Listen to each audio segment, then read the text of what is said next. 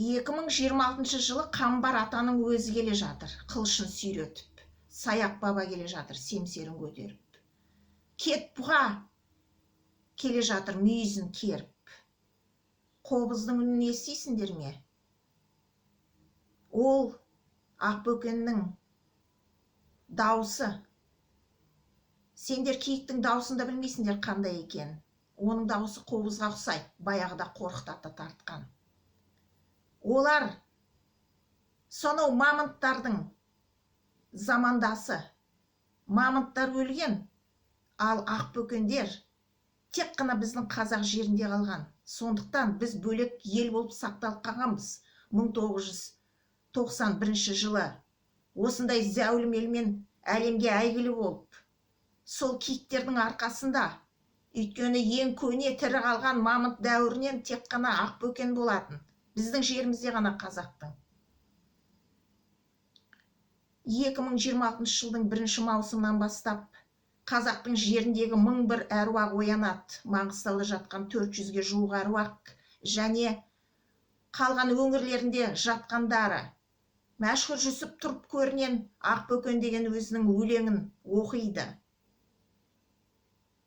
Баба түкті шашты тұрып бөкендерді қорғайтын болады әруақтары.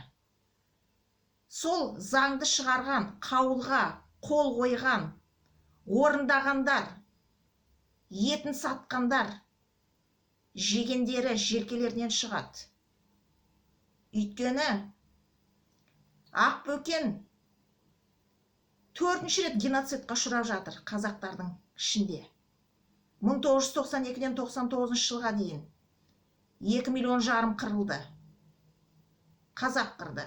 2015 жылы 500 миллион улап іштерін кептіріп тағы өлтірді. Осы жыл 2025 жылы миллионнан астамын өлтірді. Енді бір азынаулақ қалған 2026 жылдың 1 маусымнан 30 қарашаға дейін жарты жыл бойы қырғалы жатыр. Сол күні әруақтар жазалайтын болады. Осы күнге дейін қазақ жаратушының ең сүйікті халқы болатын, үміт артқан.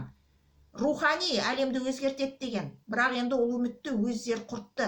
Қара рәсімшілдер сол Бекет ата мен баба түкті шашты әзіздің басына барып қан шығарып жататындар. Баяғыда біздің ата-бабаларымыз жерге сүт беретін, сүт құятын. Жер анаға сүтін қайтарып, ризашылығын білдіріп. Ал сендер аузын керіп қойып, жер анамыздың аузына қанды құйып жатырсыңдар. Сол үшін жазаланасыңдар. 2026 жылы сол киесі бәрін ататын болады.